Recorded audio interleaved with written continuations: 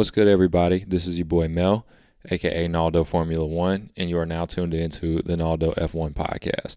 This is going to be my 9th episode and my preview episode for the 2023 F1 season that's coming up really, really soon. And so, we're just going to go over some of what's happened in the off season so far and what I'm predicting for this upcoming season. I think it's going to be super exciting. I think it's going to be way more competitive than the 2022 season was, and I think that we just really have a lot to look forward to just as F1 as a culture. I think that it's really starting to become a culture, kind of like how the NBA and the NFL have their own culture as far as the community and social media aspects, F1 Twitter, even though we know that that gets a little crazy sometimes, just like every other sport. But let's just get right into it, man. We're about 34 days out from the F1 season, starting the actual race day in Bahrain, and I am literally counting down the days. Like, it's been such a tough time not having Formula One. I am a follower of and a fan of other sports. Like, I watch basketball and football and some baseball and stuff like that, but it just seems like nothing else fills the void for me that's not F1. I don't know what it is. I've fallen in love since I've became a fan of the sport, and it's pretty much taken over my life. I'm always on the internet reading about news and just finding any kind of F1. It's almost like a fix, like finding any kind of F1 content that I possibly can. And so, with this, especially this season, I just can't wait to get back into the full swing of the season. But right now, we're pretty much just looking forward to car reveals over the next month, really over the next 2 weeks or so. So those are going to start coming up in the next couple of days. I believe that Haas, with their new sponsorship and MoneyGram, they just signed a new title sponsor. And so that should bring a lot of more like cash flow and stuff into their program. And it looks like they're probably going to hit the budget cap for the first time. I think, well, the budget cap is a new entity, but hit the budget cap for the first time in their existence. So hopefully that means that they'll be a lot more competitive this season. I know that they've shared a lot of parts and like research with Ferrari in the past, up to what's legal, obviously, but it seems like they're taking a step forward into trying to become a really serious F1 team and a program that's going to make an impact on the grid in the future. But they're up next. I'm intrigued to see where they're going to go with the livery because, before when they were with Uralkali and they had Mazepin, it was basically a Russian car. Like the livery was the Russian colors, and obviously Uralkali being their title sponsor and the Mazepin family funding a lot of what Haas had going on while Mazepin was there had a lot to do with that. But I really want them to dig into their American roots. I think that it would be really nice to see them really push that forward, especially with how popular Formula One is becoming in America. I think that they should dig in and really try to tap into that growing American fan base. I mean, this coming up year, we're going to have 3 American races on the grid, which I never thought would happen. I don't think any F1 fan thought would happen. Now, whether they should be or not is a different question for a different day. Everybody's going to have their opinion on that. I think that we could have personally picked better tracks or potentially developed better tracks, but I know there's other things that go into that type of infrastructure and things like that. Like, who's going to want to invest hundreds of millions of dollars to build a brand new grade 1 facility racetrack when just the reality is, as a sport, racing is just not that popular. It's expensive to run a facility like that. So I understand from a logistics perspective, street races are probably the best option just to try to get it into new cities, at least until the fan base grows and there's a proven commodity that people want to watch this and that they're going to pay for tickets year in and year out. But I mean, hell, those Vegas ticket packages are a little insane. So I think somebody's paying for it. And honestly, me and my fiance were trying to go to the Vegas race this year, and even through like the American Express like rewards system or whatever, where you get early access to the tickets, they were still sold out in like seconds, I think. And by the time we even were able to get into the queue to try to purchase the tickets. I think the cheapest tickets available were like 2,000 a piece for like a weekend pass, and that didn't include any kind of accommodations, no stay, no flight. So that would have probably ended up easily being a 7, 8, 9, 10,000 trip, $10,000 trip for us. And being in the middle of wedding planning, I don't think that's really a realistic option for us right now. So we'll probably end up at COTA this year. That's what I'm hoping for, is that we can try to get up to COTA. We have family and friends in Austin, so staying is not going to be a problem. COTA is about 2.5 hours from me. I'm in Houston, Texas, so that should be pretty accessible and realistic. I just think Vegas and Miami, they're trying to make it the Monaco of the U.S. It's going to be like late at night. I think it's going to be like 12, like lights out is going to be around midnight my time, and I'm 2 hours, I think, an hour or 2 hours behind Vegas. I don't know if they're on Mountain Time or Pacific Time, whatever. But yeah, it's going to be like midnight my time watching the race. I mean, I'm going to stay up and watch it. I'm not complaining, but they're trying to make it its own entity and make it bigger than, I guess, just racing. So, yeah, man, back to car reveals. I think Red Bull comes after that. I think they're on the 1st or the 2nd of actually, they're on the 3rd. So they're on the 3rd of February, which will be at the end of the week. I don't really expect too much different from Red Bull.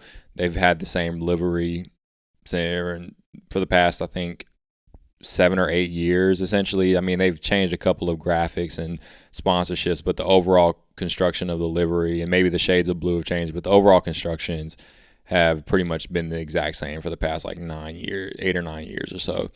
And then we have about a week or so break, and then we have it really kicks off Williams on the 6th, Alfa Romeo on the 7th, and then AlphaTauri on the 11th, Aston Martin and McLaren on the 13th, Ferrari on Valentine's Day on the 14th, Mercedes on the 15th, and finishing up is going to be Alpine on the 16th. So, yeah, I'm excited to see what the cars are going to look like, who's going to change, like, their infrastructure. And obviously, they're probably going to use a lot of, like, press release vehicles and not try to give away too much with how the car is actually going to be structured. I don't expect much change from the teams at the top, like Red Bull and Ferrari. I think they're pretty much set in their philosophy. Even Toto Wolff came out earlier this offseason, or I don't know if we call it offseason, I guess winter break, but he said that from the outside looking in, it doesn't look like the W14 is going to be much different from the W13 of the 2022 season, but it's really the floor and the underbody where a lot of the major changes has happened, and that's where these new cars are producing the majority of their downforce. So I'm excited to see how that pans out and see if they can actually get towards the front of the grid again. But and then we got Drive to Survive, everybody's favorite, love to hate it Netflix series on Formula One. Love it or hate it, it's gotten an influx of new fans into the sport, and I think it is what it is. It's been great for the sport. I watched it. I knew about Formula One beforehand, but I can't even lie, it really inspired me to want to do a deep dive into Formula One and really learn the sport. Now, what you do with Drive to Survive is completely different. So if you decide to just take Drive to Survive exactly what it is and think that that's what the sport is, I would say yes and no. But usually it's a good, basically, platform, a good, like, like a diving board, like a springboard to get you deep into the sport. And that's what I used it as. I used it to really inspire me to do my own research on the sport, learn the history, and learn the ins and outs of the sport and how it works and stuff like that. And I've fallen in love. I'm sitting here talking y'all's ears off about Formula One. So, yeah, I think that Drive to Survive is going to be really exciting.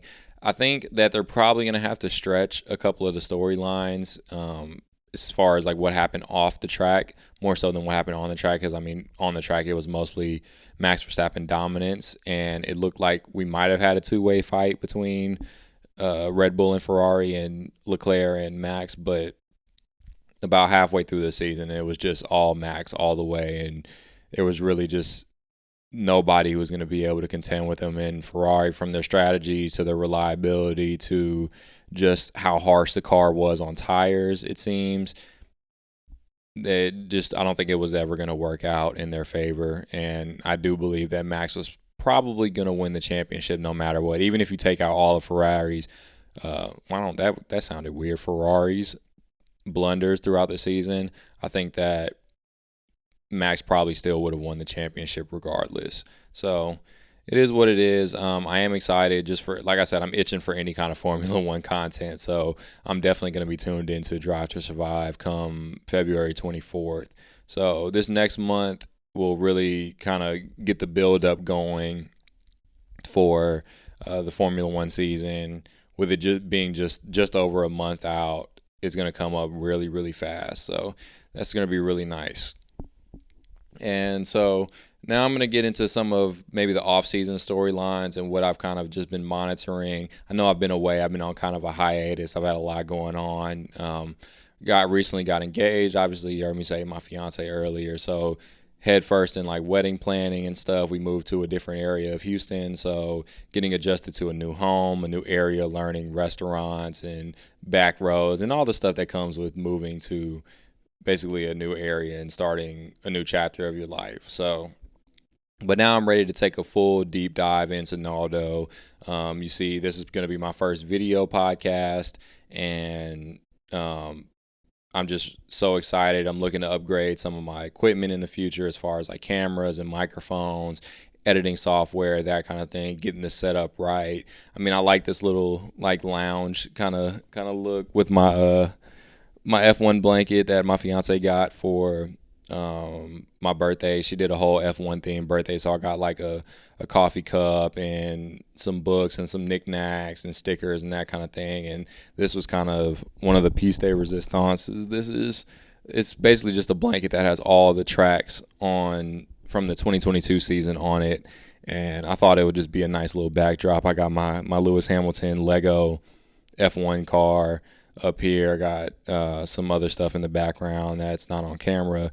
But yeah, I think that I'm just trying to play with the setup and figure out where's the best place to record. I thought it would look too weird if I was on my desk. I wanted it to be a little bit more of a relaxed environment. So hopefully in the future I can have some guests on and we can tweak the setup a little bit to make a little bit more room for guests. This couch is a little small, but yeah, man, I got big plans for Naldo in the future. I'm really ready to go head first into this world and really try to open up the F1 world to a brand new chapter of people. So, hey, if you got any questions, if you ever want to chat F1 or if you want to know anything else, man, just hit me up on any of my socials. It's all at Naldo Formula One on Instagram, on Twitter, on TikTok, YouTube, Twitch, wherever. I'm going to be Twitch streaming a lot more games. I did one Twitch stream for the Brazilian Grand Prix last year, and it went really well, and so I'm excited to do that in the future some more for some of the bigger races. Probably not every weekend just because of like the timing and stuff when I'm in North America. A lot of my friends and family and stuff like that are going to be tuned in, and my demographic that I'm trying to reach out to is going to be American based, and a lot of the races are kind of early. Like I'm not going to be up at 8 a.m. trying to live stream some of the races, at least not yet, at least not until the demand is there for it. So, but yeah, I just wanted to kind of keep you guys up to speed with what I got going on, man, in this Naldo project and growing and on this journey and stuff like that. So, hey, if you tuned in, I really appreciate you. Leave me a 5-star review on Spotify, on Apple Podcasts, wherever you're listening to this podcast.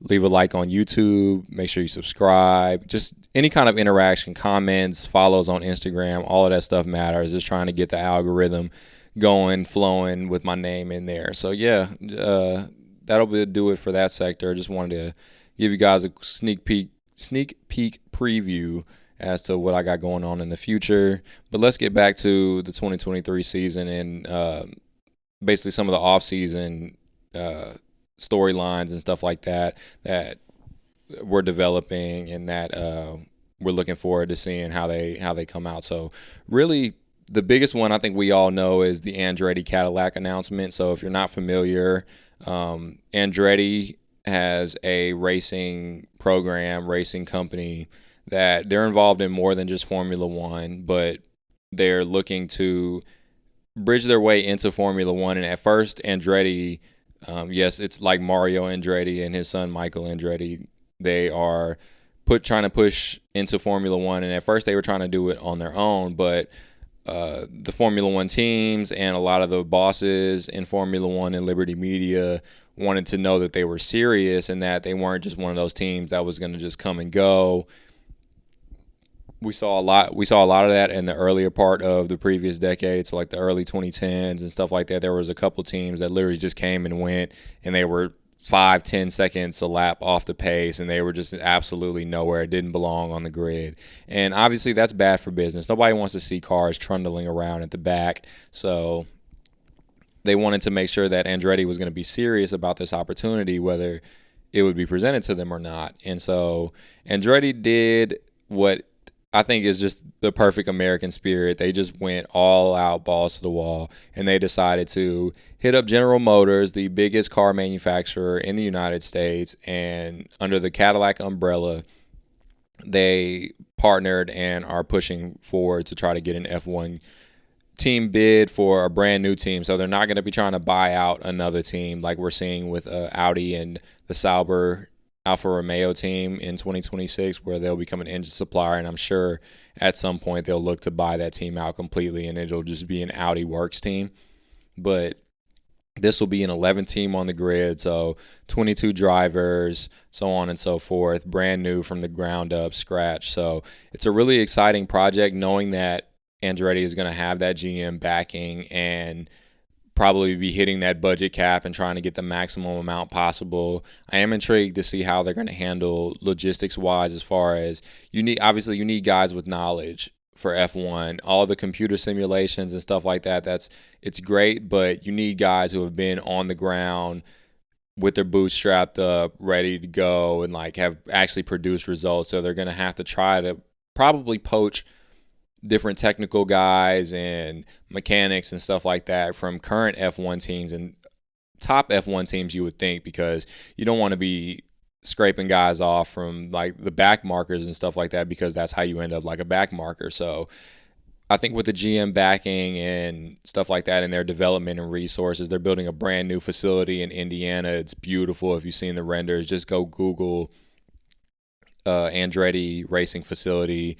It's magnificent, one of the nicest that I've ever seen. And then it seems like if they do get the F1 bid, they will also develop a satellite location in Europe, most likely the UK, because that's where most of the Formula One teams are based out of.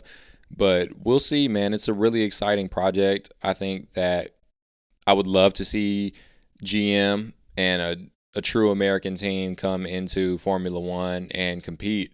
Now, how quickly that's going to happen is kind of the question that everybody's wondering. Some of the teams are against it because they don't want to dilute the pot, which, I mean, I get it. These are businesses at the end of the day, and they're here to make money and they're here to succeed. And so Andretti they're upset about it, rightfully so, because they want in and they feel like they have a right to be in. And I think most people agree that they do have a right to be in, but just from a business perspective, if they were on the other side, like say Williams Racing was trying to get into Formula One and Andretti had their spot, Andretti would be feeling the exact same way. They wouldn't want to add another team to the grid just because you end up diluting the money that you're going to get as far as prizes and stuff like that. And then just frankly, it's just another team to compete with. Like you obviously, Formula One teams and drivers and stuff, they're selfish. They want the success and the money for themselves. And so adding another team and two more drivers that you could potentially crash into or have to race with or whatever just complicates things a little bit more. So I definitely understand where both sides are coming from. But me personally, I want to see Andretti in Formula One. And I'm definitely going to be a fan if they do get that bid. I got to support the home team, man. I just have to. It's in my nature.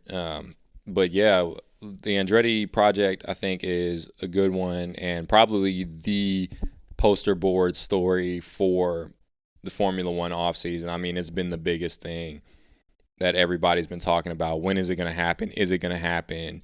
Do they have the money? Don't they have the money? All of that stuff. So as this story progresses, I'll definitely keep you guys updated. And if you want to know a little bit more, I can definitely send you guys some links to some articles, great writers, none of the clickbaity nonsense that you'll see a lot on social media and stuff like that. Real stuff, real information, credible sources, that kind of thing.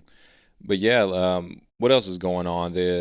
So the Mohammed bin Salayem, I think it's Salayem. Please forgive me if I'm pronouncing his name wrong. He's basically the FIA president, and the guy, basically the poster child of Formula One, the head of Formula One. He's where the buck stops. He is the head of state, essentially, of Formula One.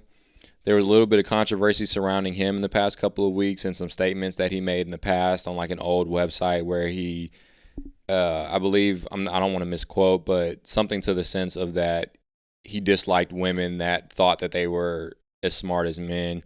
And it was just a poor comment, just distasteful. It was incorrect. I think it was inappropriate. And he's come out and defended himself, obviously, and said that his track record speaks for itself and stuff like that, and what he's done for women in motorsports in general and in Formula One specifically, and just the fact that he wants his actions to speak louder than what his words have said in the past. And now I kind of sit on the fence with this, because I do believe that people need to be held accountable for the type of things that they say, even if it was in the past. I mean, the internet is going to internet, man. They got receipts, man, and they'll pull them on you quickly, very quickly. As soon as you say something that they don't like, or you say something that people don't agree with, they'll dig up all of the skeletons out of your closet.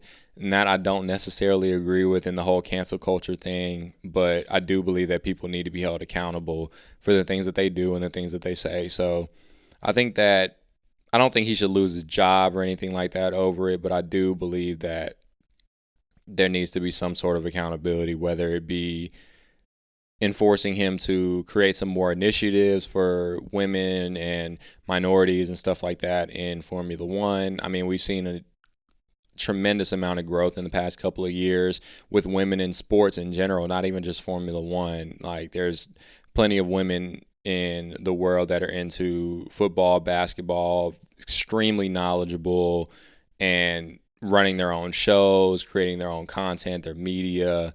And I believe that the same is true for Formula One. I believe it's moving in the right steps. I think that exposure is starting to become bigger. I mean, we've seen that the Formula One umbrella is going to take the W Series into it and basically use it as a feeder series to try to potentially get some women into Formula One. I'd be excited to see that at some point in the future. I don't know when that's going to be.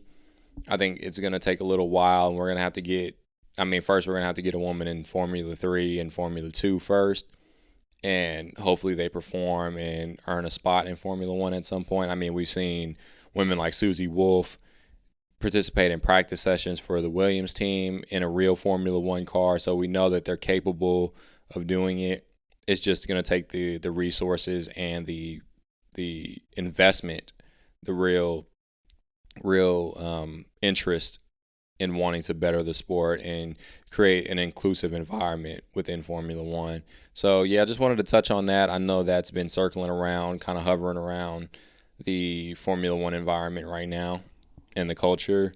What else? We're in January, man, so this is full off-season swing. We're starting to see some leaks come out about what different teams are saying about their cars and what they're expecting for the future. And I call it the horsepower cap season. And shout out to Dan Engine Mode 11 on Twitter. He's a great source, somebody else to follow, really knowledgeable in Formula One. But he created like this entire graphic about how the winter break goes and like the timeline of how what information leaks at certain points. And like January is like every team is making 9,000 horsepower and they're making 1 trillion tons of downforce, and all of their simulator data is showing them running 25 seconds faster than last year. It's just reached that point of the season where teams are going to put out a lot of information. Now, obviously, we don't know any of that to be true until until Bahrain, basically, until lights out and away we go in the qualifying sessions. We don't really know how fast any of these guys are going to be.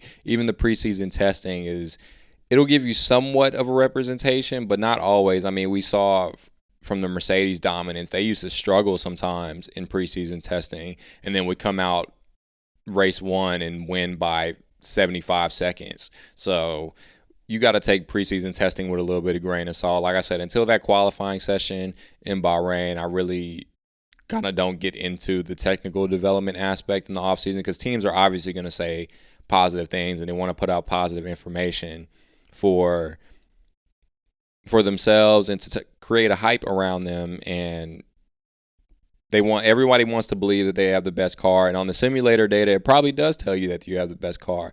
But until you get around the other 19 drivers, or I guess 20 drivers if you're a full team, or 18 drivers if you're a full team, and see how you stack up and where you fall on the timing sheets, there's really no way to tell. So, yeah, man, I think it's just funny to watch because I think there were some Ferrari leaks and stuff like that, like saying they found a reliable 90 more horsepower out of their engine setup or whatever, and whether that's true or not, nobody will ever know because they never really release horsepower numbers for Formula One teams. But I guess we'll have to see. I know Mercedes has put out a couple. Red Bull's been pretty quiet. I think Zach Brown came out and said that McLaren is supposed to try to be contending for wins in the next 2 to 3 years or so consistently. But I think they said that 2 or 3 years ago. So it's not even – it's a case of it's not only you that's progressing, your rivals are progressing too. So you got to progress at a faster rate than your rivals in order to improve. It's not just about getting better. You can get better and find a couple of tenths of seconds every couple of months or every season or whatever. But if your rivals are finding that same couple of tenths of second or a lap, then you're in the same exact position. You're just getting faster, but you're still slower than everybody else, if that makes sense. So we'll have to see, man. I'm not huge into the technical aspect of Formula One. I understand it just from a conceptual standpoint, but I don't really get into the whole numbers thing and stuff like that. The on-track results will tell you everything that you need to know. All right, so moving on, we have a lot of new faces on the grid, both on the grid and in the paddock and on the pit wall and stuff like that. Most notably, Mattia Binotto has left Ferrari as a team principal, and Fred Vasseur, I believe it's Fred Vasseur. Again, sorry for my pronunciations. I'm really not too familiar with like just naming and stuff, and I'm just awful with names in general.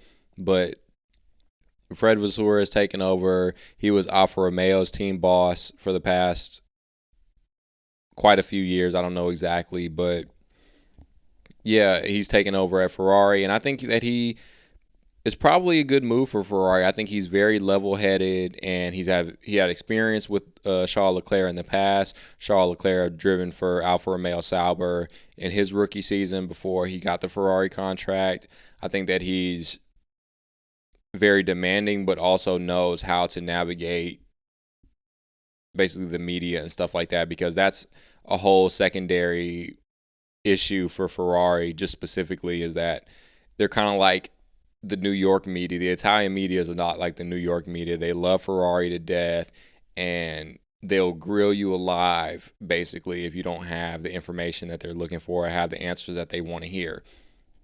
But I think that he's the right type of guy. I hope that Ferrari keeps Mattia Binotto there in a technical standpoint, because I do think that he did a lot of good work in Ferrari with bringing their car back to relevance and competing for championships. But I don't think that he has it's just an it factor that it requires to lead. And I feel like you either have it or you don't, especially when it comes to Ferrari and all that pressure to win, and how it seemed like they were so close at the beginning of the season, and yet somehow they ended up so far away. But yeah, that kind of wraps up my off-season kind of review, I guess, and the biggest storylines from the offseason. If there's something else that I missed and you want me to talk about it in a future episode, just leave it in the comments or in a review or something like that, and I'll definitely consider putting it in. now I'm probably going to finish up with a couple of my 2023 season predictions and just what I think is going to occur over the course of this season. Nothing too specific. I'm not going to go down, like run down an entire grid or whatever, but I'm just going to give a couple of little tidbits or whatever that I think are going to develop over this coming up year or so, from March to December, about 10 months. So let's go ahead and get into it. Just starting out, I think that I'm going bold here. I think that Merc is going to win the Constructors Championship. I think that they have the strongest driver pairing on the grid. We saw towards the end of last year they were getting back to their old ways and competing for wins. We saw George Russell take his maiden victory in Brazil in an amazing race that I did the watch along for. And I'm glad that I did that one. It was a good one to start with. But I think that Merc are going to get back to their winning ways. And with that being said, I think that Max is going to win his third Drivers' Championship in a row. He's going to hat trick it. I think that the Merc driver pairing being so strong is great for the team. I think it's going to hurt the drivers because I think that Lewis and George are going to take points off of each other, and that Max is just so consistent that he's just always going to be there. And I think it'll be a little bit more heated this year with Lewis and George as opposed to last year. I think they worked great last year. Lewis seemed like he took a sacrifice at the beginning of the season to try to help develop the car, while George was just looking to get maximum results. And I do think that despite George getting his maiden victory in the second half of the season, I think that Lewis was the better driver overall, and I think he got the maximum out of the car on a more consistent basis in the second half of the season. I think Lewis made a couple of key mistakes that probably cost him that standing in the championship, or at least competing closer for that standing, and which is why I don't believe that the points always tell the entire story when it comes to teammate battles. Now, George beat him fair and square. Like, there's no ifs, ands, or buts about it, but I don't think that the points, especially the points gap, told the entire story. But I do think George was the more consistent driver. I think that Lewis was the quicker driver on any given weekend. I think that he was unlucky a couple of weekends with some safety cars and some technical issues and that sort of thing. But hey, that's just a part of the sport, man. F1 is brutal, and a lot of what happens with your results is out of your control. You got to try. You got to have faith in your team. You got to have faith in the car. And there's a lot of outside factors that you as the driver just can't control. So that's a part of the sport. It's always been a part of the sport, and it always will be. So, yeah, I think that Merc won the Constructors Championship, and I think that Max hat tricks and gets his third Drivers' Championship in a row. I would love for it to be Lewis. I've made no quarrels about or never hid the fact that I am a Lewis fan, but I'm also realistic, and I try to be as fair as possible. But I would love to see Lewis get his 8th championship at some point. I think that he deserved it in 2021, and I think that he deserves another shot at it, and I just believe that he'll get it. I think he's just the type that has that killer mentality, and he just has that never say die attitude, and that if you give him a winning car, he's going to be at the forefront every single race, doing the maximum amount possible. Another bold prediction, I think that Lando Norris is going to get his first win this season. I think we got robbed a little bit last season. We didn't get any surprise winners, which was, and really no surprise podium finishers. I mean, Lando in Imola was the only driver the entire season in 2022 to get a podium that wasn't in the top 3. So that wasn't a Merc, Ferrari, or Red Bull driver. And so I think that Lando is finally going to break through and get his first victory of the season. I just think that we're going to have some kind of crazy race at I'm trying to think, like a Singapore or a Japan or something, where the top teams may be struggling or may take each other out, and Lando's just right there because he just always seems to be right there, right at the back of contention. And I think that he'll finally break through and get that win this season.